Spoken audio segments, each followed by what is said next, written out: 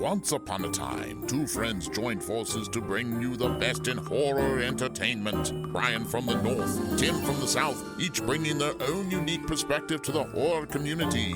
Movie reviews, Blu-ray releases, beer pairings, games, and more. Welcome to your new home for horror. This is Civil Gore. Hey there, everybody. Welcome to episode 131 of the Civil Gore podcast. I am your raspy-throated host, Tim.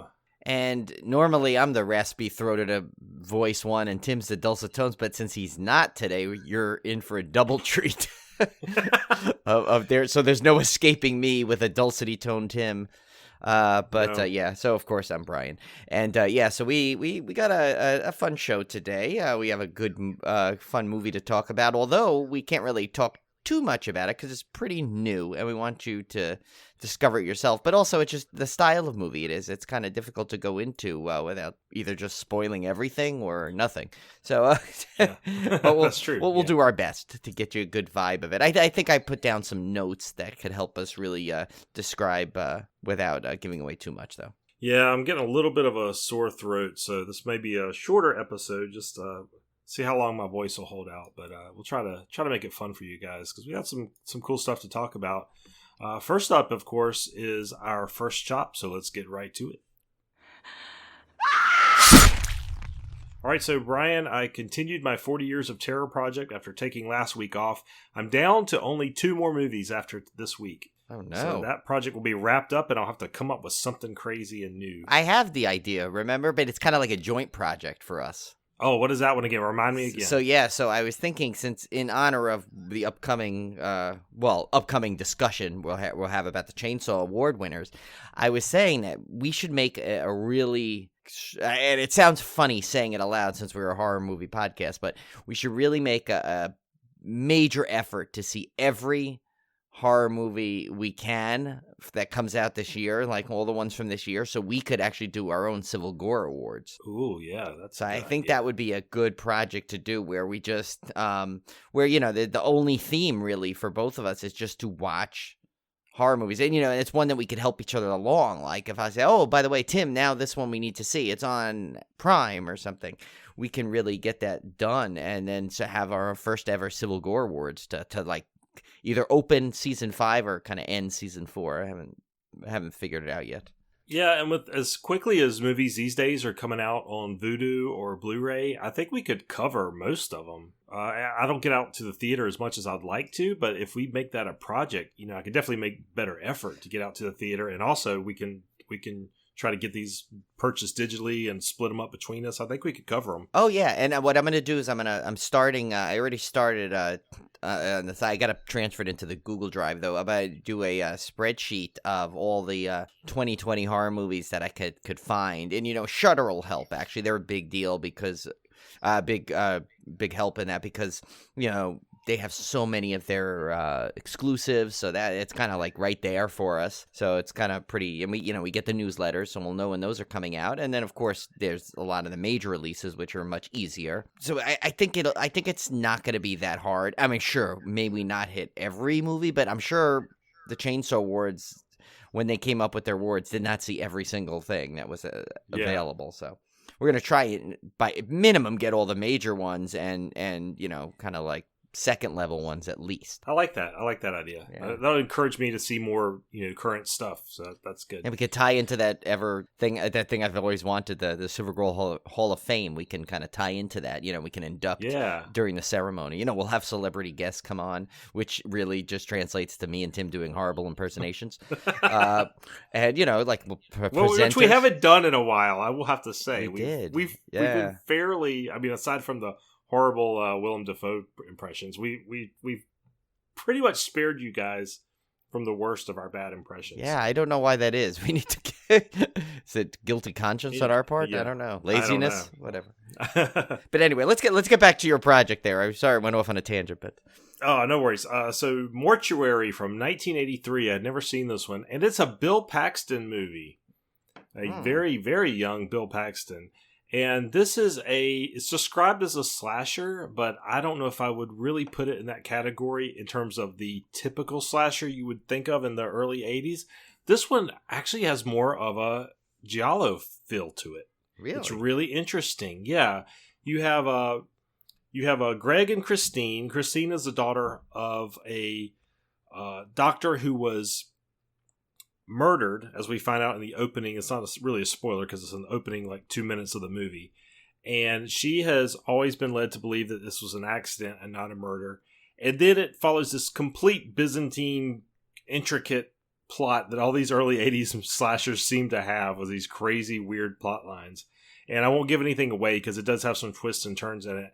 But it's one of those movies where you know people are getting killed, but you don't really know who it is. And there's a reveal, and there's all this kind of stuff. It very much plays out like one of those Italian horror movies. It's kind of interesting to see. And Bill Paxton, of course, is fantastic in it. It's an interesting movie. I would definitely recommend it, especially if you haven't, like me, it's not on your early 80s slasher list that you've seen before. And it's kind of neat. It's one of those examples of one of those early 80s films that doesn't take like the typical Friday the 13th formula of just, masked killers stalking around slashing people. It's actually got a decent plot to it and some twists and turns, kind of a mystery type thing. So That's cool. I would recommend it. Mortuary, 1983. Very interesting film. And that could actually be a category in the Civil Gore Awards where it could be like best discovered film of the year, where it could be from any year, really, where it just right where we you discuss just haven't seen. Yeah, and then we've talked about it, and then that could right there be a category. So maybe Mortuary is already in the lead, Maybe early on. So far, it is. Yeah. So I got to a couple of things, a few things this weekend, amongst also our other main films. So the first I'll go to is I watched Rabid, which of course is the remake of the David Cronenberg, and that is the Soska sisters version. And let me tell you, I don't want to oversell it just in case, I tend to do that and I could create disappointment, but this is how you do a horror film. I'll tell you that. This was fantastic. Like right from the pacing was great in it. The performances are great. The gore was awesome in it. And it was just, I don't know, like this to me was like what I like with like modern horror films. It's like I felt like they just didn't hold back on anything. And they just kind of said, here's what we want to show, what we want to do with this movie. And you're going to get it. And it was just, oh my God, it was so enjoyable. I always butcher her name, Laura Vandervoort. Is that how to say it? I guess. I don't know. Well, you're asking the wrong person. Yeah, I know, right? Who am I asking here? But hopefully I said it right. But she was, as the lead, was fantastic. And just overall, it was a really, really fun movie. So I cannot recommend that higher. I think you need to see that one, Tim. Wow, for sure. Cool.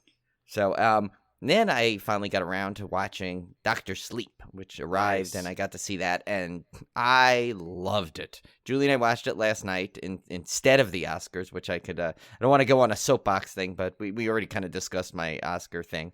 I know Tim really likes to watch it, but and based on who won the Best Picture, I wish I would have watched it now just for that reason. That did surprise me. But I was still upset about them. About the In Memoriam, who they forgot this year. I mean, they forgot Sid Haig. How do you... Luke Perry. Tim Conway. I mean, but I mean, as horror fans and me just in general, the guy's had 147 credits. Forgetting Sid Haig is unforgivable, in my opinion. I know. Granted, like a lot of people say, well, he's a genre actor, but come on, how many things has this guy been in? You can't, you gotta give him credit where credit's due. But they put people up there that are like second assistant lighting director, the guy. Come on. I mean, if you're gonna do that, but you don't put Sid Haig, you don't put Luke Perry, you don't put Tim Conway. I mean, I know there were others that were left out too. That a lot of people were saying Cameron Boyce. He was from The Kid, he was in Grown Ups and stuff. And I'm sure your kids have probably watched his stuff on Disney. Oh yeah, tons of that. So stuff. I mean, again, it's like, is it that hard to fact check that spot? Especially because it's a very sensitive subject. You're talking about people that have passed away and that may have been really, that are really beloved by their fans, and then to forget them and. Yeah, like to include and I'm not trying to say that the second assistant lighting director doesn't have people caring about them. But Yes, I know. but I mean, it's I don't know. We're not gonna soapbox this week. We don't. Tim doesn't have the strength. Well, somebody they only got so much time, but that's why I brought up like the second assistant lighting director. If you don't have enough time, you can only feature the well-known names, then put the well-known names in there. But I don't understand their reasoning behind that, or if it's just human error. I don't know. Yeah, whatever. But it seems like every year they forget some major people. I just anyway. Back to. Let me digress. We'll go back to. Anyway, so we watched Dr. Sleep, and we watched the regular version first. I wanted to see the regular version, and then I planned to watch the director's cut. I thought it was awesome. I loved it. I didn't read the book, but we'll save that kind of conversation, Tim, for when we feature it. I think we'll feature it in a couple of weeks anyway, the next few weeks. Definitely on our radar to do as a featured movie. But, I mean, without going too much into it, I just loved everything about it, from the way the story advanced from the original with the characters, and some of the new characters that were introduced are awesome. I just loved the style of it, and not as a spoiler, but obviously people have seen there's some recreated scenes, and I think while you can tell they're not the original scenes, of course, they are done so well. I mean, I don't even want to go into too much of that until we get, because I want to really save that for when we do our deep dive into the episode. But I will say I was blown away on how much I liked that movie. Really loved Dr. Sleep. Yeah, it actually exceeded my expectations, which were already very high. So that was mine too. I mean, I didn't have the expectations you had because, of course, you read the book. But just knowing the storyline, as I did, I was really looking forward to this, and I was worried. And that just shows again, Ewan McGregor is just awesome. I mean, speaking of Ewan McGregor, that's kind of a good segue, because again, it's not horror related, but since you brought him up, we did go see Harley Quinn and the Birds of Prey movie Friday night. Oh yeah, you saw that has done dismally at the box office. They changed the name. Did you see? Yeah. They actually redid the name, even though her name was in the title, Harley Quinn in the full title. But you know how theaters will tend to, on the marquee, will just I don't think anybody knew what this movie was. We went on a Friday night, 7 p.m. PDX showing, which is basically our IMAX version at this particular theater. On Friday night now, 7 o'clock, there were 6 people in the theater, including me and Olivia. Wow. 6 people. So it just shows that I was shocked that a superhero movie, any superhero movie, that theater should have been pretty packed on a Friday night, and nobody was there. I was really disappointed in that. I really enjoyed it. I didn't quite love it as much as some reviews I've seen online liked it. I did find a few things about it. I really wish they had focused more on Harley Quinn and not the Birds of Prey, because. And it's a little bit selfish because I don't know those characters from the comics. I never read any of the Birds of Prey stuff, so I wasn't familiar with them. So to me, they were a bit of a distraction because I was there for Harley Quinn. So that could be a little bit on me. But I still thought it was good, and I thought it was really unique. DC is doing something other than the Marvel formula, which I think they have to do to differentiate them, because they've tried to replicate the Marvel formula. But they tried to an accelerated version of the Marvel formula, and that doesn't work. It just doesn't work. They couldn't pull it off. They couldn't pull off the shared universe. So I kind of like the direction they're going now. It's like, hey, screw it. Let's make just whatever movie we're going to make. Let's make Joker, which is a completely realistic, insanely strange movie, but it's its own thing. You can't accuse it of being a ripoff of anything Marvel. And it's dark and gritty, but that one actually worked in its favor because they weren't trying to do the shared universe dark and gritty. They were just doing it because that's what the story required. Right. And Harley Quinn does the same thing. It's also really dark, really gritty, but at the same time, it does mix in a lot of the Harley Quinn kind of animated, like the animated series kind of craziness and kind of comic book style. And it kind of meshes those two together. Does it quite pull it off? Is it perfectly balanced? Not quite, but at least it's doing its own thing, and I really like that. I hope DC continues to just go off and do these crazy movies. Now, with the box office results, maybe that's a pipe dream, because this one did not do well. But we do have another Harley Quinn movie coming out with the Suicide Squad reboot next year, so... It's a reboot, technically? I've heard it described as a reboot. Yeah. Well, that was actually a decent... I thought that was decent, the Suicide Squad, because of her. I didn't think they needed to... I don't think. I mean, I'm sure they're not going to call it a reboot. I mean, I don't know if they're going to officially rebrand it as a reboot, but it's definitely. I think they're going to try to correct some of the mistakes of that first film, which did not do as well as they had hoped. I don't think. Right. So, yeah. and I think they'll try to feature Harley Quinn more in it and stuff, that kind of stuff. But it's still worth checking out. It's still an entertaining time at the movie. So. Well, this isn't her origin, is it? It's not her origin story? No. This is her basically splitting off from the Joker and going off on her own. Now, do you think this would have worked if they would have just, I know, as we get into a DC podcast, yeah. Now, do you think it would have worked better if they would have put in before this a Harley Quinn origin movie? Or do you think it's okay that they jumped into this spot because she's such a well-known character already? I think it's okay that they jumped in, but what I do wish, what I think would have made this movie better is if they had not tried to put in the Birds of Prey. Now, they're probably setting something up for a movie down the line, I'm guessing is why because it really is the Birds of Prey origin story. But okay.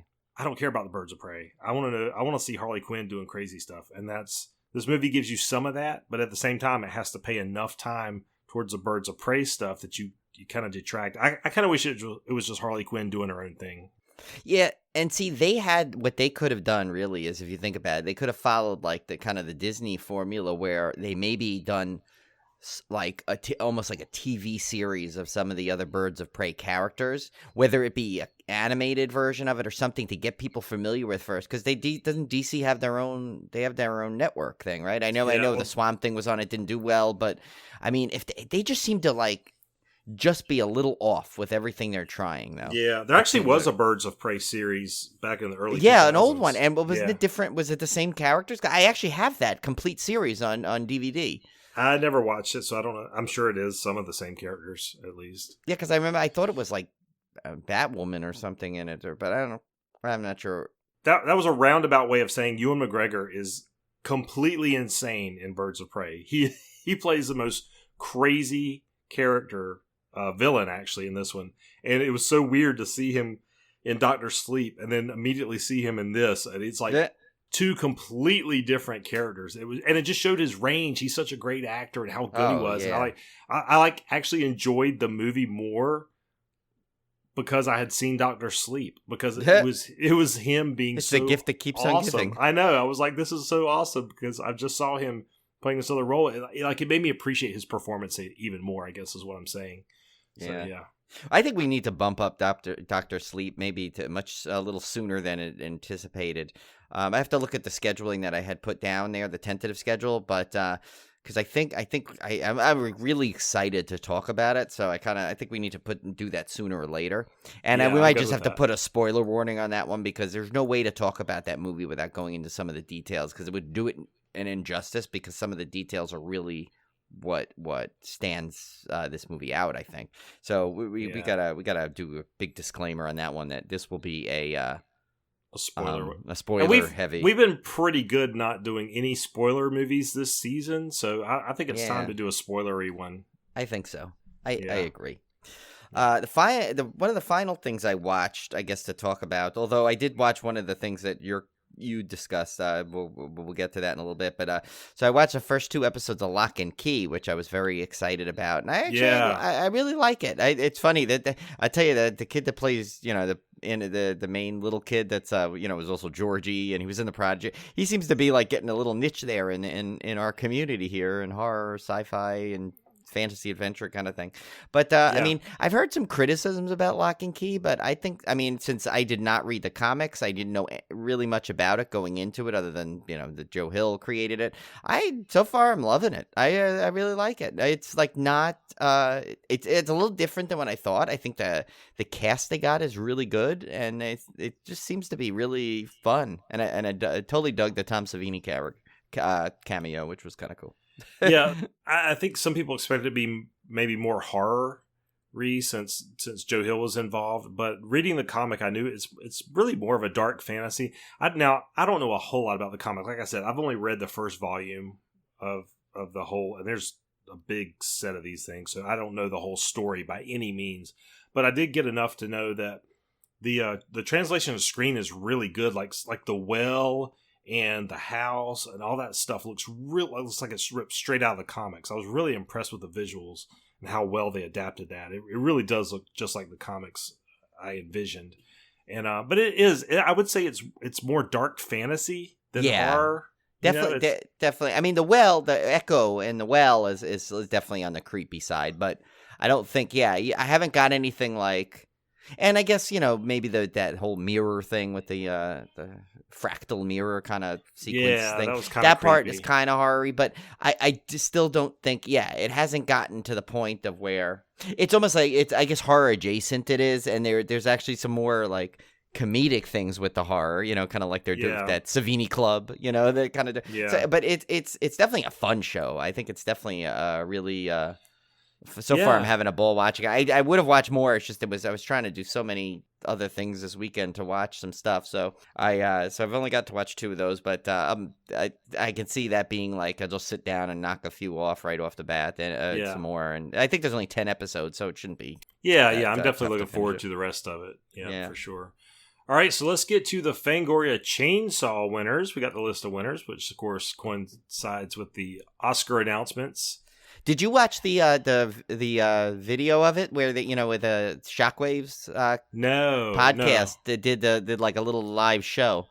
And it was actually, it was cool because they kind of did it like, they were all sitting around, but they did it like an award show, where they had the envelope and they would open it up, but it was good because it was with the Shockwaves crew, they gave a little bit of insight, to what they thought, kind of, which is kind of cool because, most award shows don't do that. They don't just, but being Shockwaves, they gave some great insight on what they liked and what they thought right before they did the announcement. So it's kind of added a little bonus. You can watch it. It's still on, I think it's still on YouTube or whatever. It's like 22 minutes. So it's a quick watch. If you want to go watch it. I think they actually released that as a podcast episode as well. The audio. Yeah, I think you're right. I think they did do that. Yeah. All right, so we're going to go through these, and we will kind of give our thoughts on what we thought of these. Now, the first one, Best Wide Release Movie, that was a very tough category because you had Ready or Not, Us, Midsummer, It Chapter 2, Doctor Sleep, Crawl. I mean, those are all fantastic movies. Yeah. And the winner was Midsummer, much to Brian's chagrin. Yeah, well, and this is one of the categories where I actually have seen all these. Now that I've just seen Doctor Sleep, and actually after seeing Doctor Sleep, it's even tougher for me. And it's funny, I think Midsummer would be the one I wouldn't pick out of it.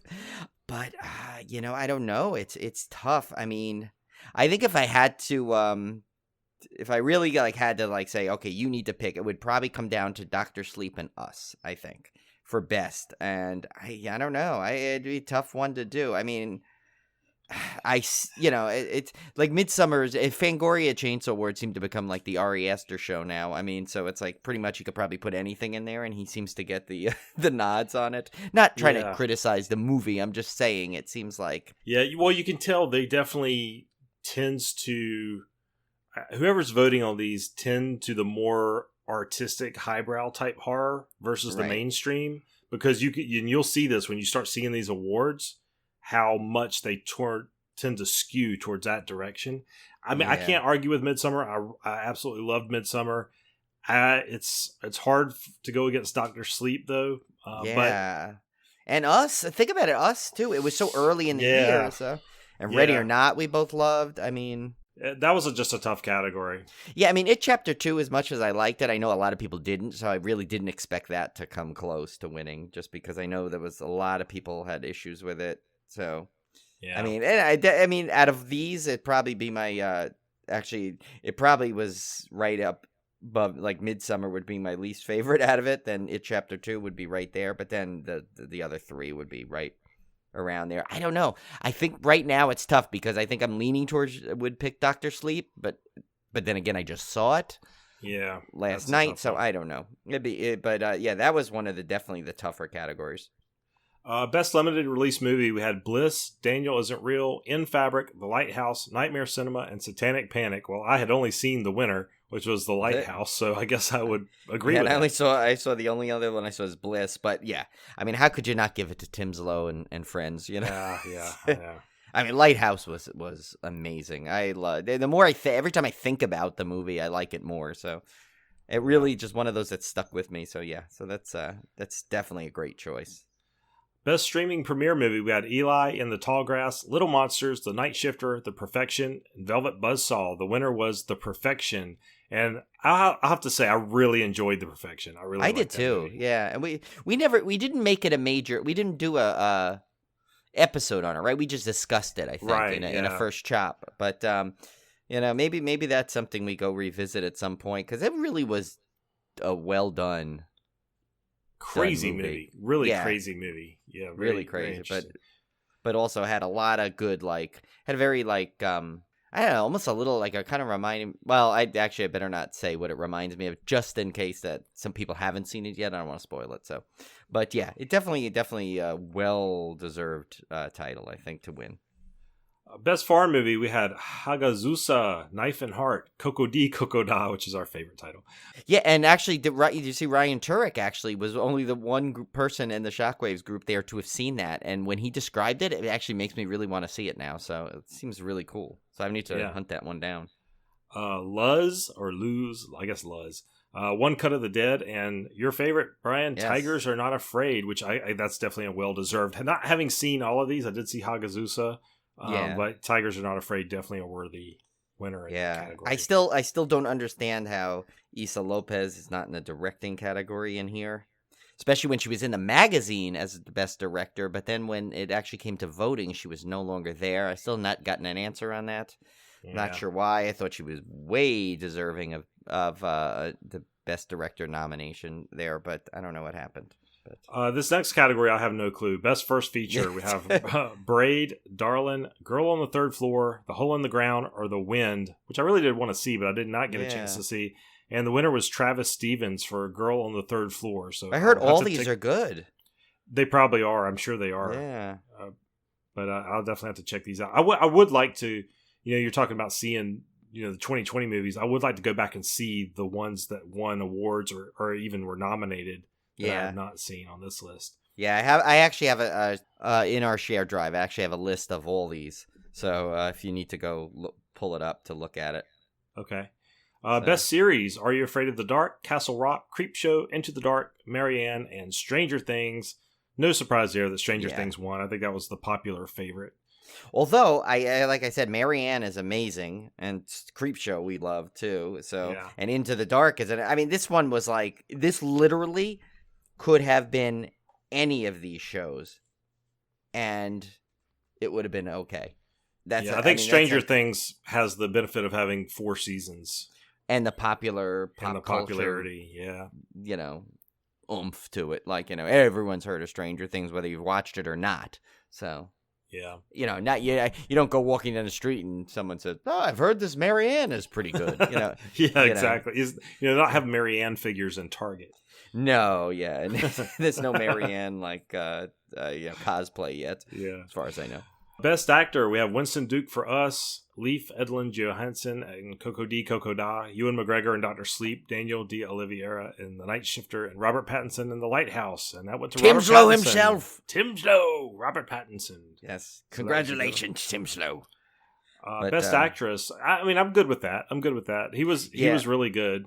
Ewan McGregor, now that I've seen it, is right up there. But then again, The Lighthouse, Best actress, we had Kiersey Clemens for Sweetheart, Caitlin Gerard for The Wind, Lupita Nyong'o as Us, Florence Pugh in Midsommar, who I would have probably picked, and Samara Weaving for Ready or Not. The award went to Lupita Nyong'o for Us. I can't argue with that. She was incredible in that. And she played 2 roles. Yeah, she was incredible in that. I spoiler alert, I guess. Yeah, if you haven't seen it. I love Florence Pugh though. So she, like I said, that was my favorite part of Midsommar was Florence Pugh. And she's in everything now. She really is. Yeah, and she was great in Fighting with My Family too. That the wrestling movie. Yeah. Best supporting actor, we had Alex Bro for Depraved, Willem Dafoe for The Lighthouse, Bill Hader, It Chapter 2, John Lithgow, Pet Sematary, and Jackson Robert Scott in The Prodigy. The Chainsaw Awards went to Willem Dafoe for The Lighthouse, but he should have won an Oscar for that. He should have. Yeah, why wasn't he nominated, actually, now that him and Lupita, they totally got snubbed. Yeah. Best supporting actress, Kylie Curran for Dr. Sleep, Zoe Deutsch for Zombieland Double Tap, who we talked about last week. Yeah. Rebecca Ferguson for Dr. Sleep. Marianne Jean-Baptiste in Fabric. And Ruby Modine in Satanic Panic. And the Chainsaw Award went to Rebecca Ferguson for Dr. Sleep, which I can't argue with that either. As Rose the Hat, which is one of my favorite nicknames ever now. And how somebody that beautiful and dressed like that can actually turn to be scary. I mean, that's quite an accomplishment. Exactly. Yeah, and I mean, she is extremely gorgeous, and she's so like, just that her voice is so like just pleasant and everything, and and like in her other movies, of course, like she was great in The Greatest Showman, and it's like, so you got like, you have someone, and the fact that she was so evil in this and so good, but it's like, I would say hats off, but she doesn't like that. No. So, but then again, also Zoe Deutsch, I'm glad to see she at least got nominated, because that was a great, as we said, we raved about that performance. Yeah. So. Best Director, we have Ari Aster for Midsummer, Joe Begos for Bliss, Robert Eggers for The Lighthouse, Jordan Peele, Us, and Shinichiro Ueda for One Cut of the Dead. And again, just a tough category. The Chainsaw Award went to Ari Aster for Midsummer. So I can't argue with that. I mean, I'd love to see Jordan Peele. I'd love to see Robert Eggers. I haven't seen the other two, so I can't comment. Well, but Bliss was great. We have to see One Cut of the Dead. Paul's been telling me to see that. I've just not gotten around. It's one of those ones where I just, every time, for some reason, I just don't get to it yet, and I need to. But I've seen all the others, and I mean, I personally, my pick would have been between Peele and Eggers, but and even Joe Begos, actually, Bliss was really good. I like that. So I will have to say though, Brian, if you go back and watch Midsummer, the director's cut, I haven't seen it yet, but I've seen some still screenshots of some of the stuff he hid in that movie, and it's really kind of brilliant, some of the stuff he did. That is, well, I said I'd watch it again, so I would watch it again. It's not like I would never see it again. I'm sure I'll give it another shot. I just, again, like I said, and I did say it could be something of like an anticipation, where it was such a high level of anticipation for it to, so I may have expected more. So best screenplay, almost a repeat. Ari Aster for Midsummer, Guy Busick and Ryan Murphy for Ready or Not, Mike Flanagan for Dr. Sleep, Grady Hendrix for Satanic Panic, Jordan Peele for Us, Shinichiro Ueda for One Cut of the Dead, and the winner was Ari Aster for Midsummer. This one I would kind of disagree. As much as I like Midsummer, I have to say, I thought the screenplay for Dr. Sleep was fantastic. I thought they did such a good job of adapting the book. I mean, I know there's a lot of changes from the book, but in a way that I wasn't disappointed in those changes at all. Like, I really enjoyed the movie, even though there were some major departures from the book. So I could kind of see giving it to that. Yeah, and I thought the movie, for a 2.5-hour movie, had a really good pacing to it. Like, I never felt that it was too slow moving or anything. I thought everything was pretty, everything was kind of deliberate in its way, and it wasn't, and that shows when you have a good screenplay like that, you can really just, and then you get the good performances. It just works out that way. I mean, so it was really, and usually I'm always like kind of the person. Now, granted, I didn't see the book, but I always say, well, how could like best screenplay, come, be up there for something that was a book, but then again, like, as you said, like if they make changes and it works well and it doesn't make you wish that or it doesn't make you upset that they changed certain things from the book, that's a big achievement. Yeah, and like I was pointing out, and we'll talk about it some more when we do this as a feature, there's a lot of stuff in the book that was hard to adapt to screen, and they just did such a great job of doing that. That's no small feat to take a book that is largely in characters' heads and put it out in a 3-dimensional form that viewers can watch and still make it coherent and make it entertaining and scary and all that. So like I said, I really, as you said, hats off to to Mike Flanagan for that. Just not Rose. Yeah, just not Rose. Hat on. Best score. This is kind of an interesting category, Brian, because I love movie scores. But usually the first time I watch a movie, I'm so engrossed in the story that I don't really pay attention to the score. There are some exceptions, like The Witch. That score blew me away the first time I saw the movie. The Hateful Eight. that score blew me away the first time I saw the movie in the theater. I really, really noticed it. There's been a couple more recent examples, but so this one I really couldn't tell you what the score sounded like isolated from the film. But the Lighthouse I do remember. I remember the Lighthouse score pretty well. Yeah, I'd have to just go back with a mind to pay attention to really pick up on these. But the nominees were Cavanagh Antimatter in Fabric, The Haxan Cloak, Midsummer, Mark Corvin, The Lighthouse, The Newton Brothers, Dr. Sleep, and Simon Waskow for Luz. And the winner was, as is sweeping those awards, The Haxan Cloak for Midsummer. I think that almost deserved it just for the name. That's Cloak. That's kind of a cool cool name. Almost sounds like a character from Dr. Sleep, ironically, right? Yeah, it really does. Best makeup effects: Brittany Federline and Marcelo AMP for The Night Shifter, Mike Marino for The Dead Don't Die, Dan Martin for Girl on the Third Floor, Josh and Sierra Russell for Bliss, Brian Spears and Peter Gerner for Depraved, and the winner was Mike Marino for The Dead Don't Die. All right, I'm glad that got something. Got a little love, yeah. And then Best Creature Effects: Steve Boyle for Boar, Todd Masters for Child's Play, Adrian Moreau for The Lighthouse, Neville Page for Sweetheart, and Dan Ribert for Itsy Bitsy, and Spectral Moulton for Scary Stories to Tell in the Dark. And Scary Stories to Tell in the Dark walks away with this one, which I have to say, they did a really good job transforming those book drawings that you're so used to into three-dimensional form. I have to say, that was one of the things I did really like about that movie. So I'm okay with that one. And then now this is a major spoiler, guys. So actually, I may not even read this one. I don't know. If you haven't seen Midsummer, skip ahead 30 seconds. Yeah. But the best kill was for Christian in the bear suit on fire for Midsummer. So yeah. I mean, see, to me though, it's like.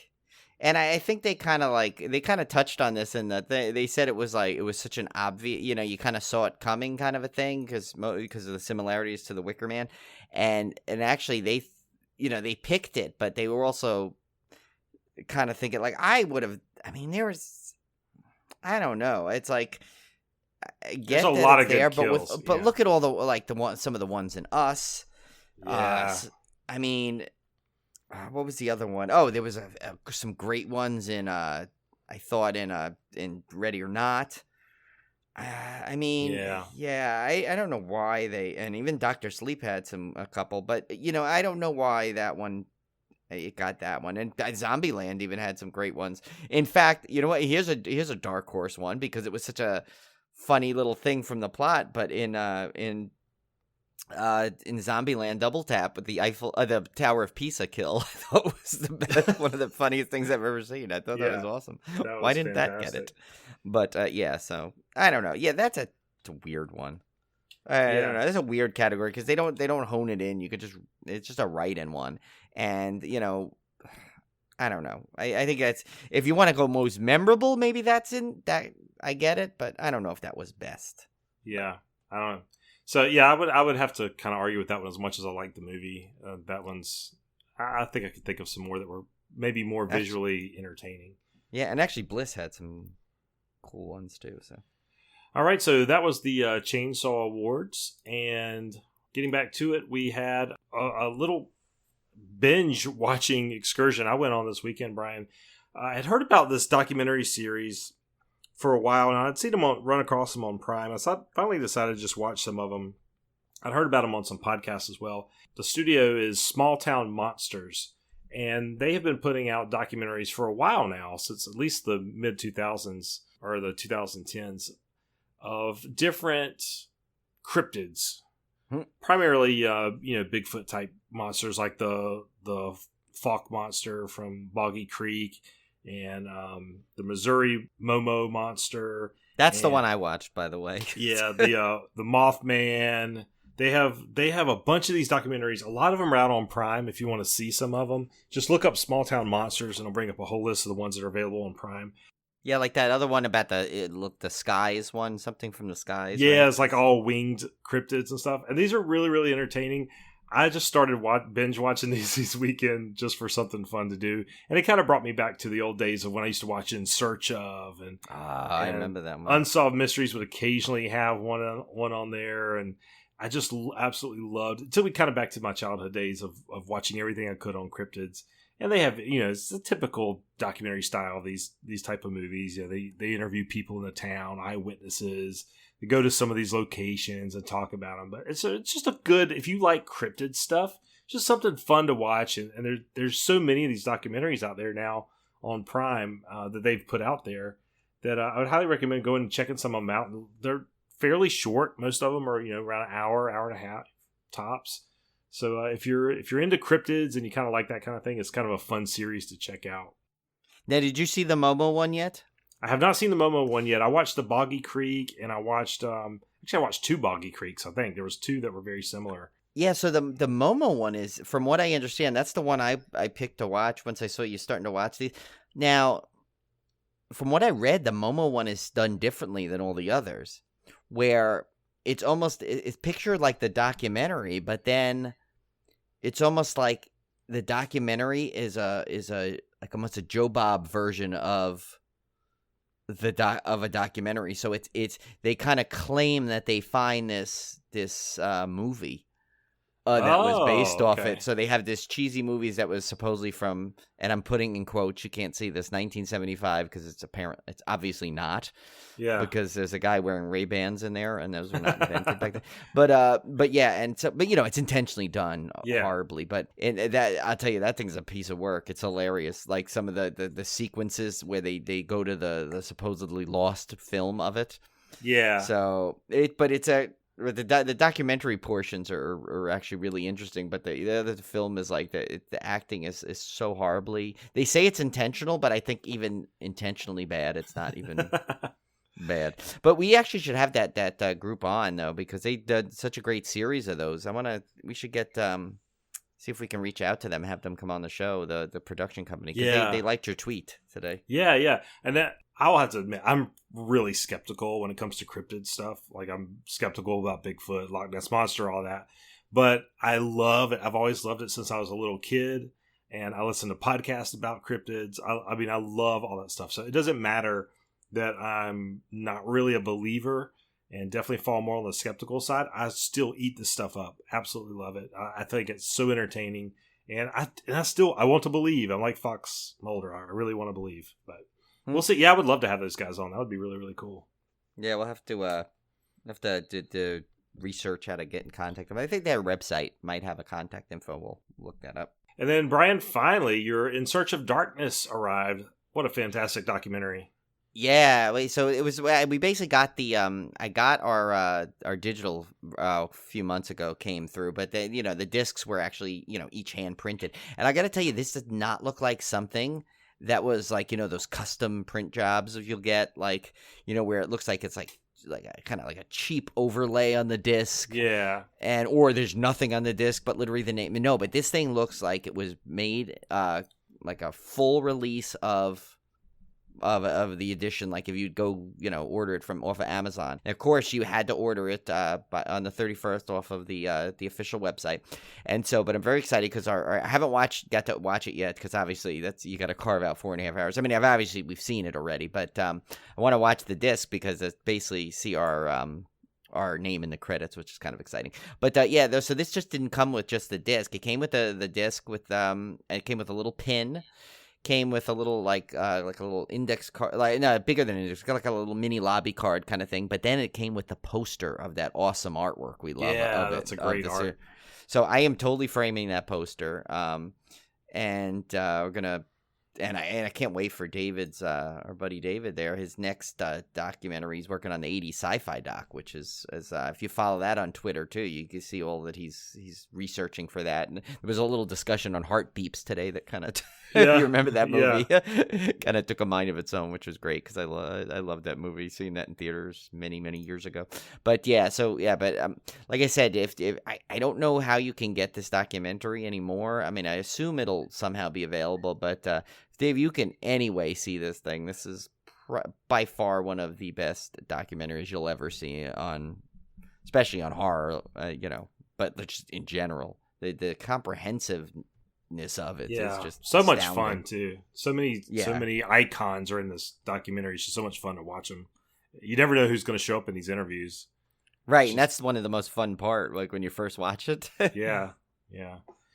All right, so let's get to our main feature, and we're going to probably talk about this one pretty briefly, because as we pointed out at the front of the episode, it's hard to go into this one without getting into heavy spoilers, because it's kind of a psychological thriller, and you just can't talk about it too much without giving away major things.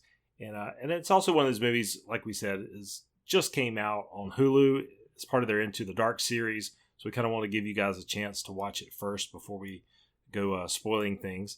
And let's get right into it. So Into the Dark, My Valentine. It's interesting that these Into the Dark movies, which we consider films because they're feature length, they are classified as a TV series. So if you look in IMDb like I did and you're searching for My Valentine, it's hard to pull up. But if you go to Into the Dark, it's actually listed as a TV episode.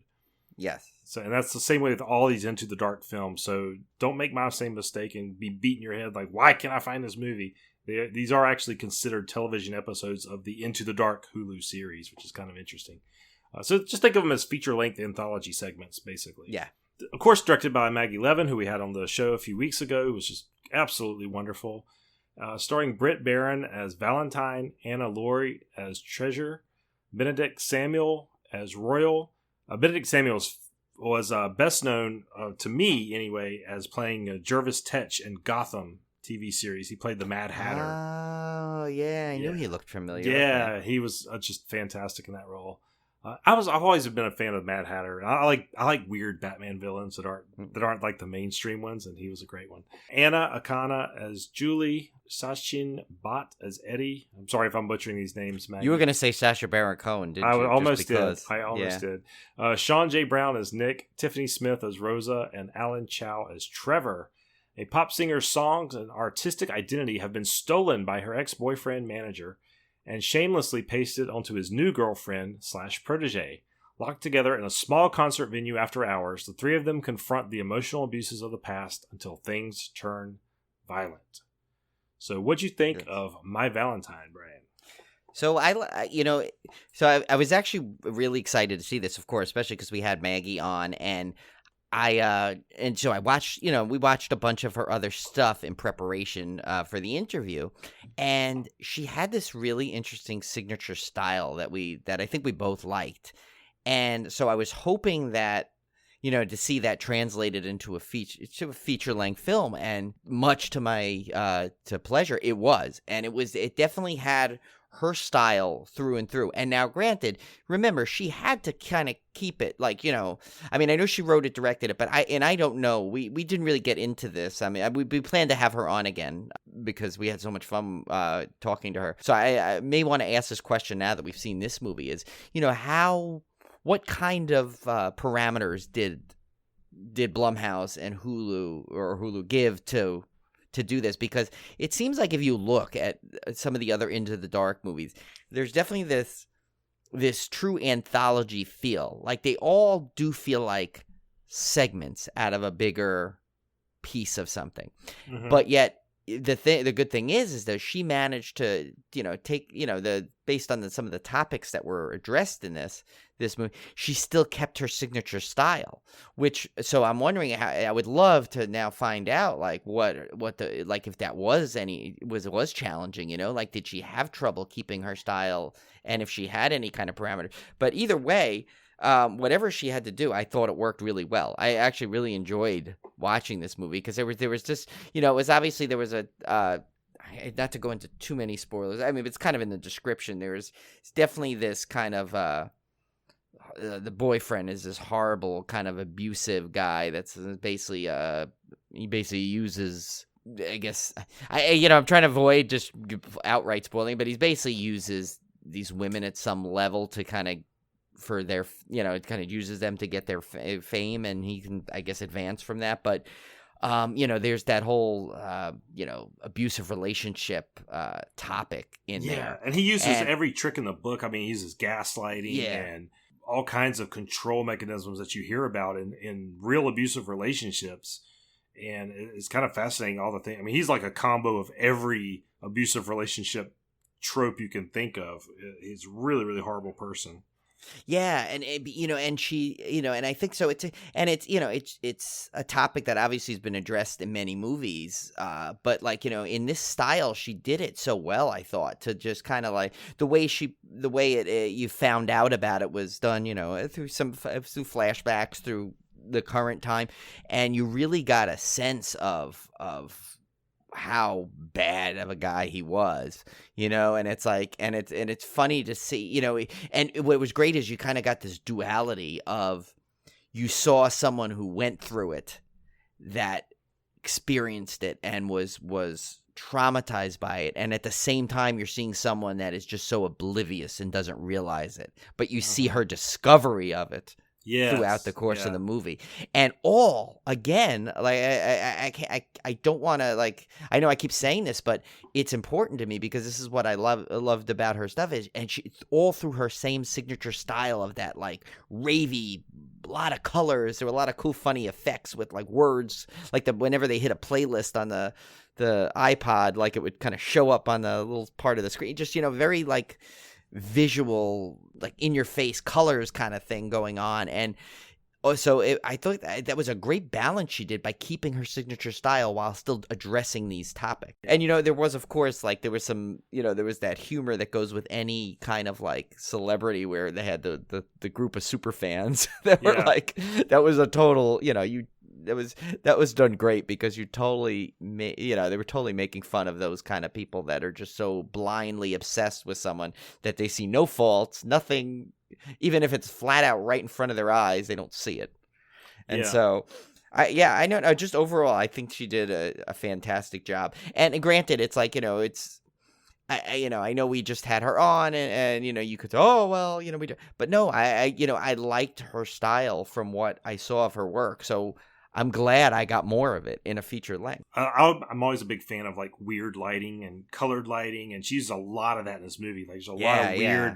I don't want to say weird; it makes it sound negative. It's not weird. It's unusual and it's unique, and it's visually interesting lighting techniques and stuff that I really liked. It really gave that club vibe, maybe that disco witch vibe that she was talking about. Yeah, that's it. I'm glad you said that. I couldn't remember. I kept saying her style, but that was it. Yes, the disco witch. There was that she actually has a name for that, and it's great. I thought overall I thought it was a great just overall package for the film. I mean, it was super entertaining. It moved pretty quickly. Yeah, it's pretty short. I think it's like 77 minutes. So yeah. And there was some nice gore scenes too. I know she kept that from us, but yeah. I remember she said she had filmed a certain kill in that, which I still won't announce. You'll have to go see it yourself. But I think the one she meant was the final one, which I thought was really kind of cool.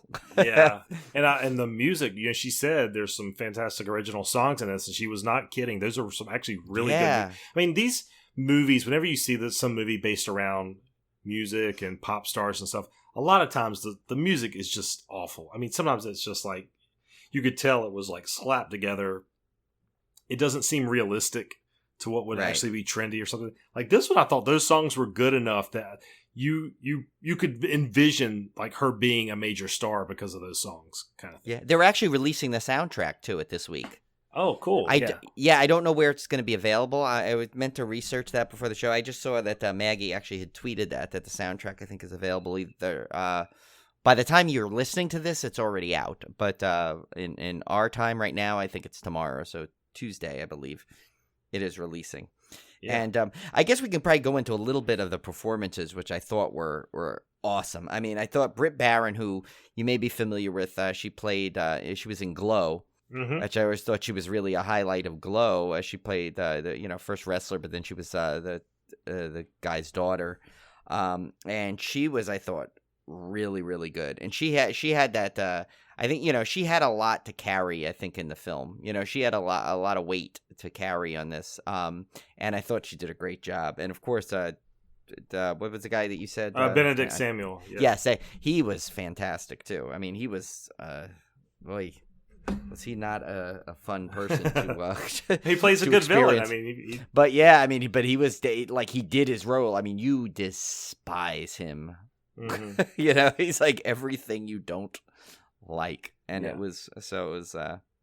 And I Yeah, thought I mean, Anna Laurie, I'm sorry if I'm messing up her last name, but Anna Laurie played Treasure, did a great job because if you've seen the trailer, I'm not giving away anything from the trailer. These two girls look almost exactly alike, yeah. but you don't want that to be so confusing in the actual film that you can't tell them apart. I thought they did a good job making them just different enough.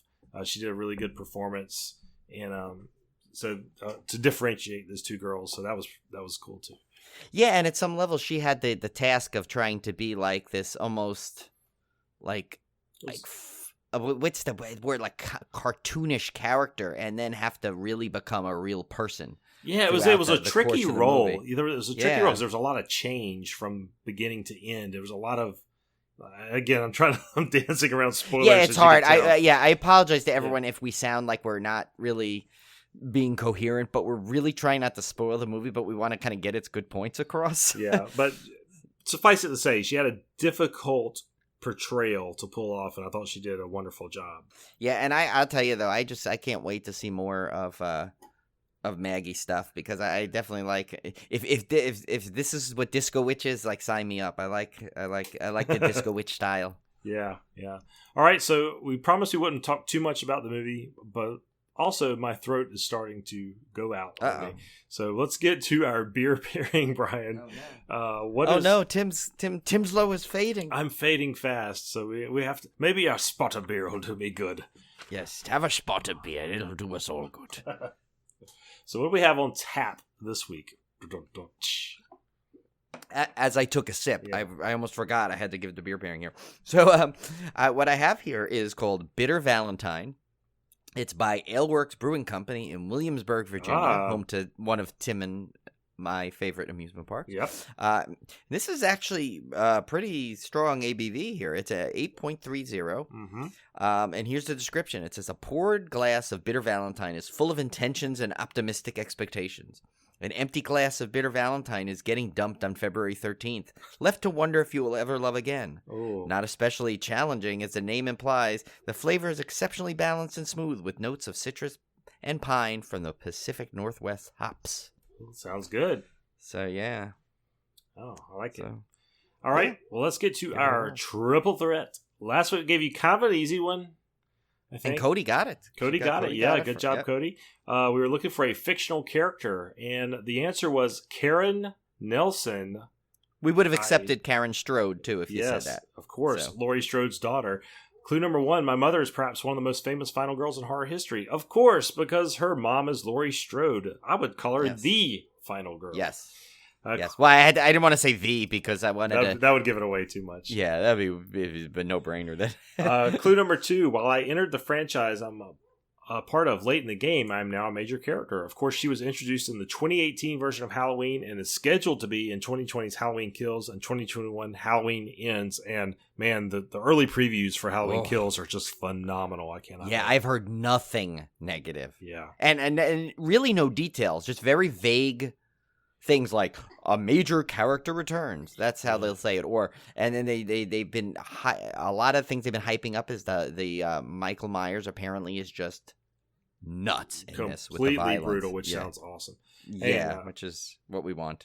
Finally, clue number 3, I have a child who seems to be following in not only mine, but my mother's footsteps. Karen's daughter, Allison Nelson Strode, looks to be a true Strode and is destined to battle Michael Myers. So, yes, very much. Why did that Michael Myers autocorrect to spell like yeah, Powers, baby. Michael Myers? What happened here? It's all the other times it's right. Look, and then that one it just autocorrected. Now that would be a twist ending. At the end, she battles. Can you imagine that? Oh my gosh, she battles the actual Austin Powers Michael Myers. Oh, that would be awesome. And then there's a bunch of them, running around like they went into the mission. But there's all his different characters, so it's not. Yeah, it's like Austin Powers and Wayne from Wayne's World and. Charlie McKenzie from Sorry Matter and Axe Murderer. Yeah, the Scottish shop owner guy. Yeah. Who also he played the dual role in the Sorry Matter and Axe Murderer when he played his dad was like that guy. Yeah. It's not Scottish, it's crap. Like it was that guy. The Love Guru. I mean, all of them. So this week we are looking for an actor or actress. I think you can get this one because we have some very obvious clues. Yeah. So I hope you will. I hope you will all attempt to try to get this one, because this one's a underhand softball. I think Nerf ball right across the plate. Too, yes. All right, listen carefully. Clue number 1: I have played characters who have been a victim and someone who performs evil rituals. Clue number 2: my uncle once played a famous villain in the Marvel Cinematic Universe. Clue number 3: I will be featured in an upcoming film where I play the daughter of a very well-known time traveler. Yeah, there's some gimmies. Yeah, clue number 3 is a gimme because you could just look that up. But yeah, and clue number 2 is very, very much a giveaway as well. So I hope you guys will take a stab at that one. You said stab. Yeah, that was my little lame attempt at horror punning. I liked it. Since my voice is slowly fading into the ether. Well, this Submondo should be pretty quick, so I don't think you'll need to do too much on this one. Okay. Are you ready, Tim? I love my Submondo, so yeah, let's go for it. Okay, this one's a unique one. It says, would you rather sweat green liquid from your pores? I like a Gatorade commercial. Yeah. Or fart blue smoke? Well, that's a whimsical one, isn't it? Right, yeah. I figured I'd give us a whimsical one. I don't know. I kind of like the green sweat thing. That sounds kind of cool. Yeah, see, it does. And so here's the only reason why I think I might choose the fart blue smoke kind of thing. Because remember we discussed the whole thing. I like with the red light. Well, I happen to like blue. Blue is my favorite color. So I think it'd be kind of cool. Granted, it'd kind of be a giveaway what you're doing. Yeah. But then again, I'm also someone that like I hate like when like my clothes get stained. Yeah. And I can just imagine green liquid, what it would do to all my undershirts. Oh, that's true. I never thought about that. And then I'd be I pretty much do laundry a lot anyway, but I think I'd be constantly doing laundry. Yeah. Like if I was sweating green liquid.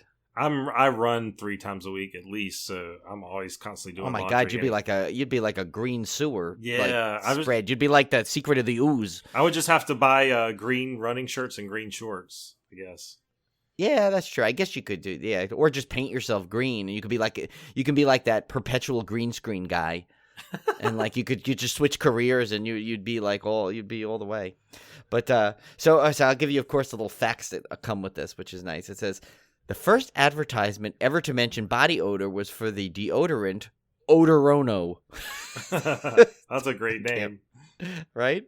Okay, and then this one I think you're going to kick out of. It says, one of France's leading stage performers of the late 1800s was Joseph Pujol, known as Why are you laughing? Pujol. Oh, Pujol. Oh, my God, I didn't even realize that. Oh, my God. Well, it's spelled like Pujol, like Albert Pujols, like the Pugol, but now that it's Pujol, it's pretty... Oh, God, wow. It says, he was known as Le Petoman, which is the fartiste. Ooh. His farting act included songs, various imitations, and the sounds of battle. Wait a minute. That's impressive. What kind of impressions can you do? I don't know. With farts? I'm guessing Willem Dafoe. That might be the only. That literally may be the only Richard Dreyfuss impersonation that is worse than ours. Can you imagine that? It's like I can't even imitate it. I don't even understand.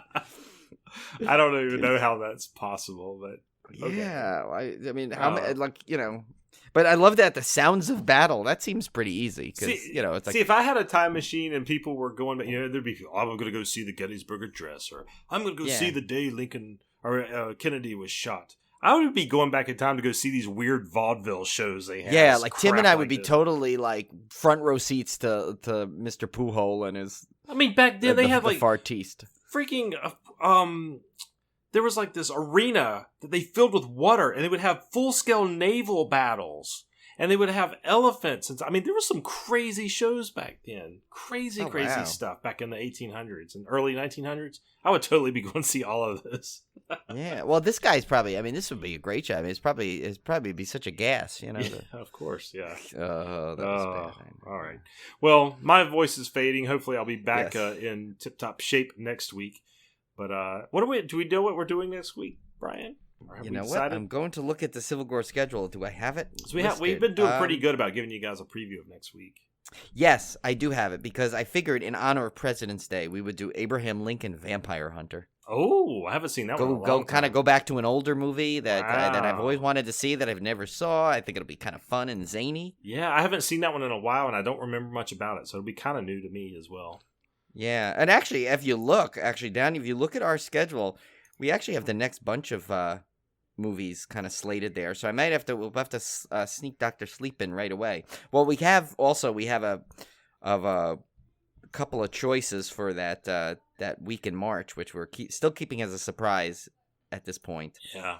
So we have a very special guest coming on, so we'll keep that one as a surprise. But we have 3 different choices for the movies. But yeah, we got a good little slate coming up if you look at the thing. But yes, that's right. So next week will be Abraham Lincoln Vampire Hunter, except again with my wonderful typos, it's Lincoln Vampire Hunters because for some reason the L disappeared.